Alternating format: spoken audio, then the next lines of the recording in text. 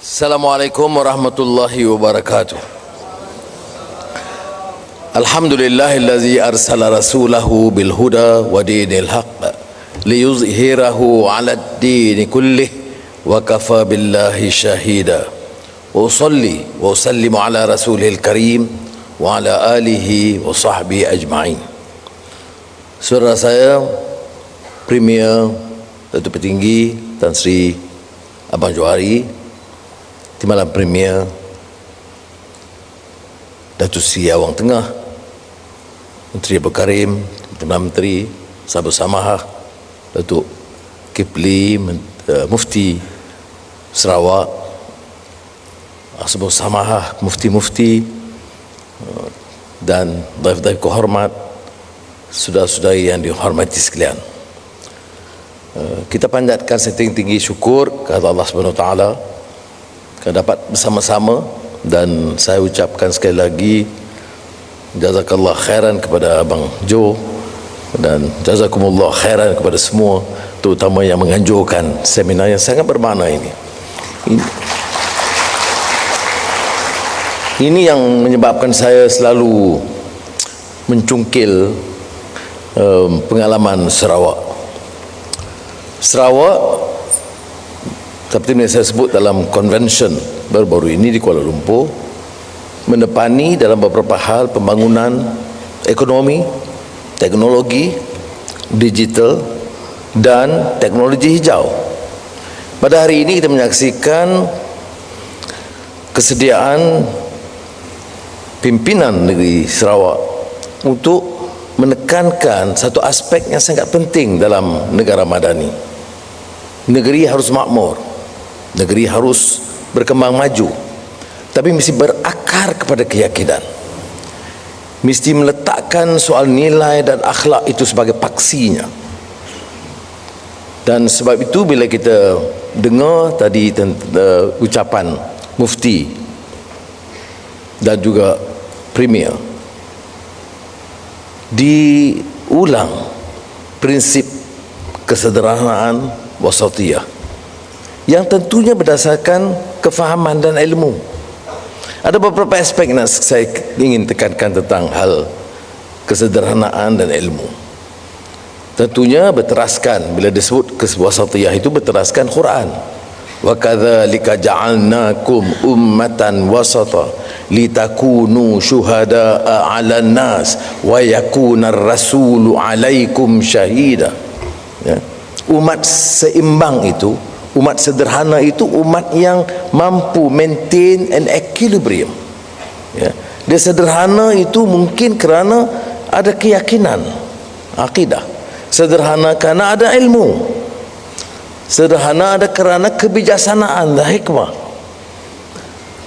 Dan wasatiyah itu berarti kita dapat menekankan kepentingan duniawi dan ukhrawi, iman dan ilmu, akal dan kalbu, material dan spiritual, man and nature. Sebab itu kalau kita sebut wasatiyah itu ikut kupasan marhum Dr. Syekh Yusuf Kharadawi, di antara lain menyatakan bahawa equilibrium itu selain daripada yang kita tekankan tentang iman dan ilmu, duniawi dan ukhrawi, material dan spiritual, juga tentang man and nature. Maknanya kita harus pertahankan equilibrium itu dalam seluruh nilai dan kehidupan kita. Dalam kefahaman kita yang lebih mendalam akan dapat mengetahui bahawa dalam dunia ini, dengan apa yang jadi diciptakan oleh Allah SWT, tanggungjawab kita kepada keluarga kita, kepada Muslim, kepada manusia keseluruhannya yang bukan Muslim, kepada haiwan, kepada tumbuh-tumbuhan, kepada bumi yang kita pijak.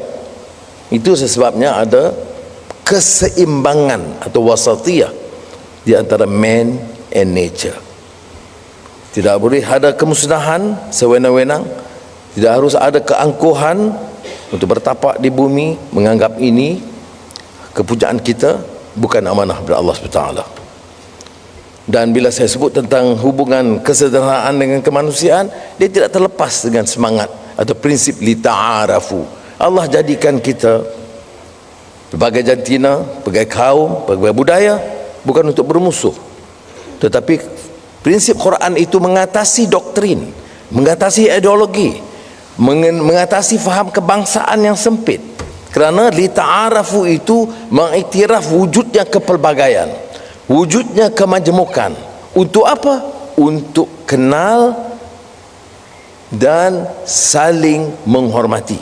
Li ta'arafu itu bukan tolerance sahaja, tetapi untuk arif, tahu. Bila kita tahu, kita kenal, kita hormat perbezaan kepelbagaian.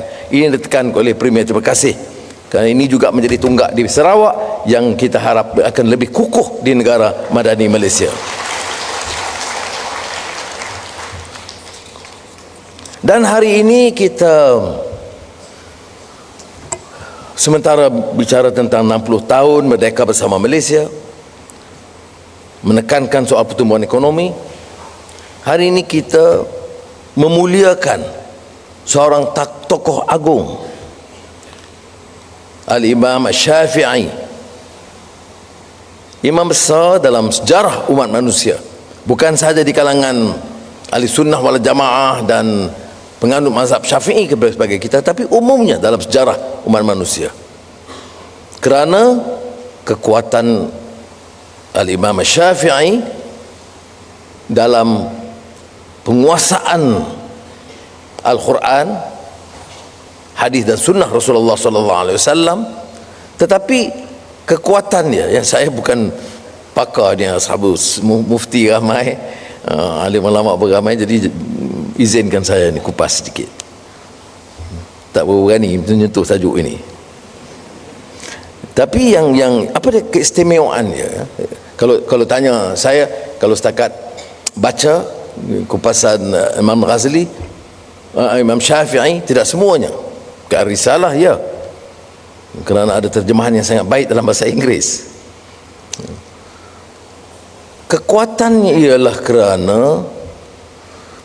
keupayaan meneroka alam pemikiran baru yang disebut oleh Sabu Samahah waqi', realiti masyarakat setempat, tetapi berakar kepada Quran dan Sunnah.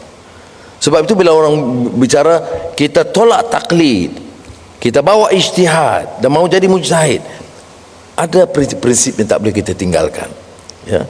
Bukan semua orang mampu berijtihad. Dia ada prinsip-prinsip yang ketat yang harus dipatuhi. Jadi sebab itu kadang-kadang dalam pengajaran ilmu agama, ya, di kalangan masyarakat kita, kadang-kadang mudah menganjur anak-anak muda kita harus berijtihad, benar, ya. Tetapi kita ketepikan prinsip ijtihad, jadi ijtihad kita jadi lentang pukang.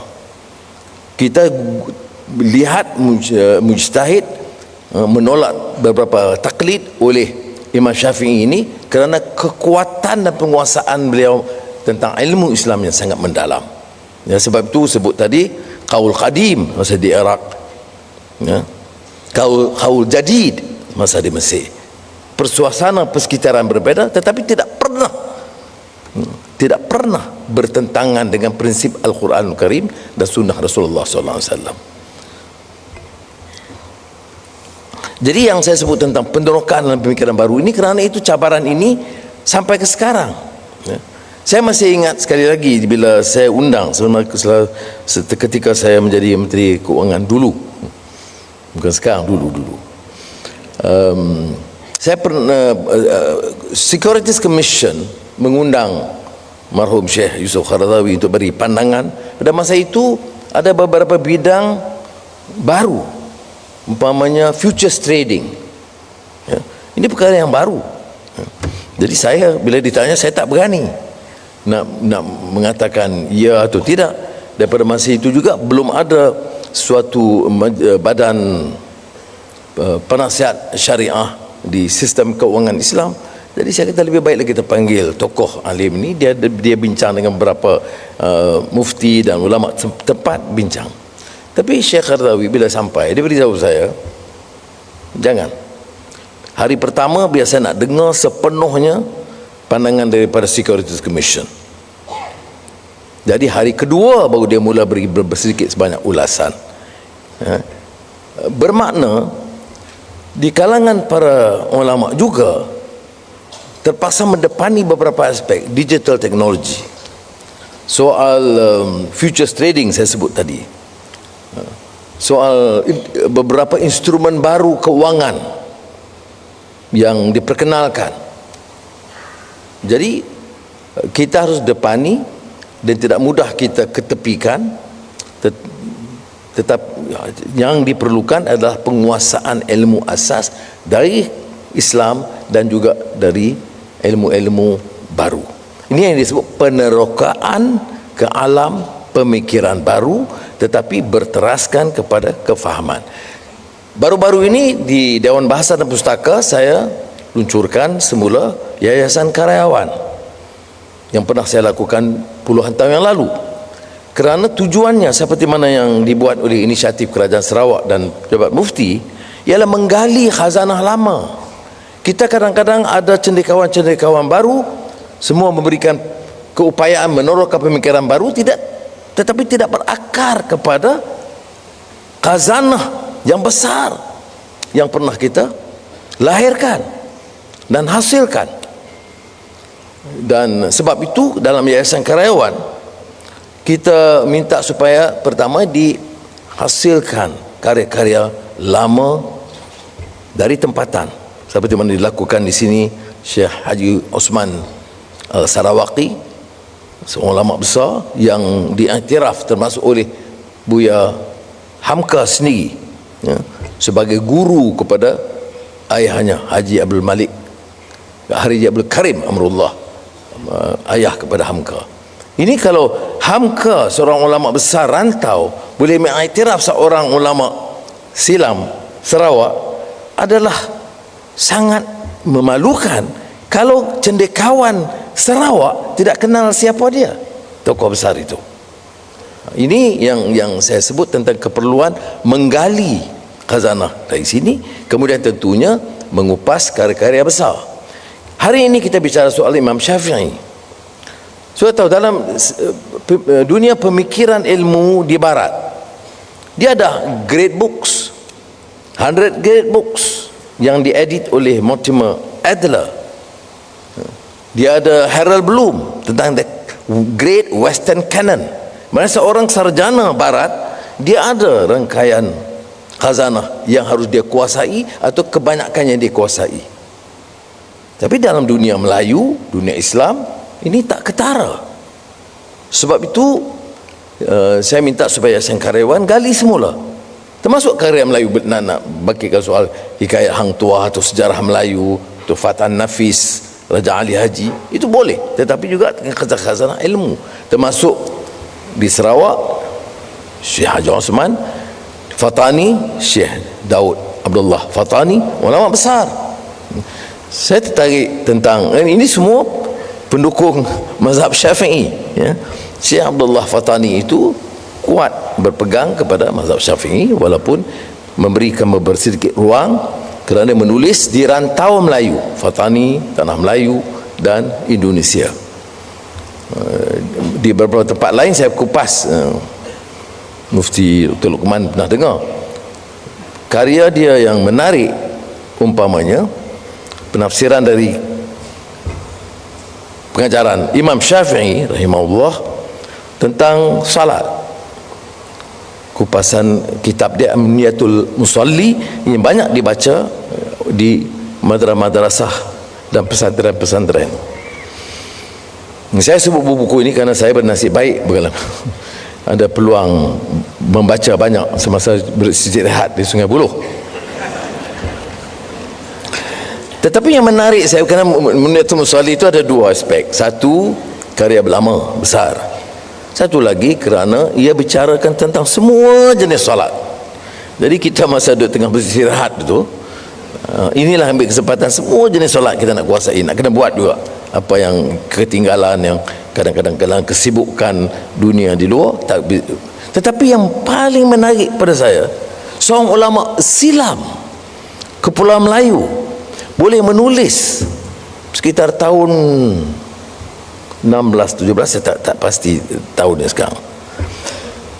Ratusan tahun yang lalu boleh menulis tentang solat dengan pelbagai jenis solat mengikut panduan mazhab Syafi'i, tapi bab akhirnya itu tatmim al-faidah, penamatnya itu apa? Tentang tata kelola, urus negara, perpaduan, keadilan.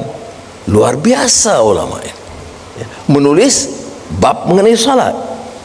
Akhirnya tatmim al-faidah, bunyi Arab tu betul tak Ustaz ni mufti?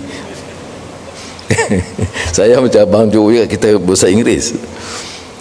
Tatmim al-faidah itu bicara soal tata kelola, perpaduan kaum, bicaranya di Fatani untuk orang Melayu. Tapi inilah kekuatan yang saya sebut tadi, harus digali. Kerana apa hubungannya solat dengan tata kelola keadilan? Kerana itu ada keserasiannya. Sebab itu bila pimpinan politik dan negeri macam Premier dan Timbalan dan Gerakan memikirkan soal sambutan 60 tahun, itu diserasikan tentang kekuatan tunggak akidah dan Islam dengan isu kenegaraan dan pengurusan negara dan tata kelola. Termasuk satu kisah yang sengaja dimasukkan dalam kitab. Ingat, kitab itu kitab salat, Munyatul Musalli. Dimasukkan kisah Khalifah Ma'mum, pengalaman Ma'mum dengan seorang Yahudi yang datang menemui dia, merayu tentang dia dizalimi kerana tanahnya dirampas dan tidak diberi perhatian. Khalifah Ma'mum sibuk, tak sempat nak layan ni siapa ni. Dia bicara seseorang, Khalifah Ma'mum tak apa dengar. Kali kedua dia rayu lagi, Khalifah Ma'mum tak dengar. Kali ketiga dia sebut, dalam kitab kami Taurat dijamin prinsip keadilan ini. Barulah Khalifah Ma'mum tercengang dan terus mengambil tindakan membantu. Khalifah Islam dalam negara majoriti besar umat Islam tidak pernah meremehkan tuntutan golongan kecil. Itu dia kekuatan Islam yang harus diterima oleh negara kita. Jadi berbalik kepada great books tadi, bila saya sebut Mortimer Adler, ada suatu kenyataan Mortimer Adler, the great American intellectual, scholar, historian, philosopher, yang edit the great books. Apa kata dia? Dia kata kelemahan besar dunia barat dari sudut pemikiran dan falsafah, termasuk di Amerika, adalah kegagalan mereka kait hubung dengan khazanah besar yang diwarisi zaman berzaman. Oleh kerana terputus, maka muncul ilmu baru dan teknologi dan lain-lain yang penting, tetapi hilang nilai ihsan, rahmah dan kemanusiaannya. Ini dia sebut sendiri sebagai seorang filsuf, pemikir dan editor The Great Books series. Apa pengalaman atau pengajaran yang saya dapat dari itu? Jangan kita ulang. Apa kekuatan dia? Teknologi, digital, green technology. Ya, kita timba, manfaatkan sebaik dan sebanyak mungkin. Apa kelemahannya? Dia putuskan pemikiran baru dan moden dari khazanah yang luas dan besar.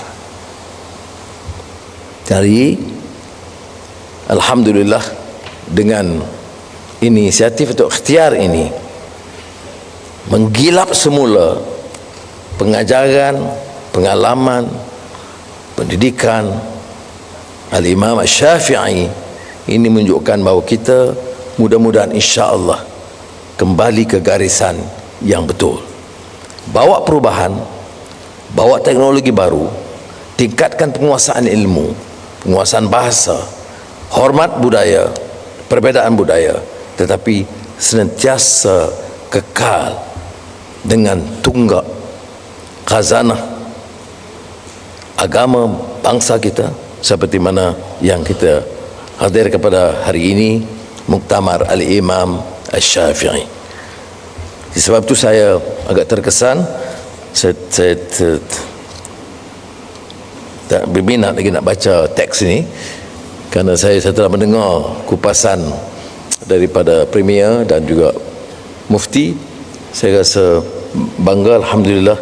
Kalau tanya saya apa dia rumusan Madani, Madani itu tidak terlepas daripada kembali kepada akar keyakinan, tradisi dan budaya kita, tetapi sedia berdepan dengan cabaran baru, menjadikan Malaysia ini negara yang maju, mampan dari segi teknologinya, tetapi melahirkan manusia yang disebut karamah insaniyah, bukan melahirkan orang-orang yang pinggirkan khazanah, yang pinggirkan nilai dan akhlak. Sebab itu teras dalam Madani itu tidak terlepas daripada amanah, ihsan, rahmah, yang saya rasa wajar dirangkul dalam membina negara bangsa yang bermakna. Saya bernasib baik, alhamdulillah, kerana rakan-rakan Premier ada di sini, di Sarawak, ya, itu bukan saja mendukung semangat ini, tetapi mendukung idealism yang kita bawa bersama. Dia berbeza, menyokong pimpinan kerajaan sebagai suatu jalur politik, itu sebahagian. Tetapi yang saya rasa terkesan, yang sebati dengan jiwa dan hati nurani, ialah kerana saya lihat dalam pimpinan negeri Sarawak ini bukan sekadar mendukung dari sudut kesatuan politik, kerjasama dan perpaduan, tetapi mendukung hasrat dan idealisme mengangkat martabat negeri Sarawak dan Malaysia sebagai negeri yang maju dan makmur. Dan dengan semangat itu, dengan lafaz Bismillahirrahmanirrahim, saya dengan segala sukacitanya rasmikan Muktamar Al-Imam Syafi'i antarabangsa. Wassalamualaikum warahmatullahi wabarakatuh.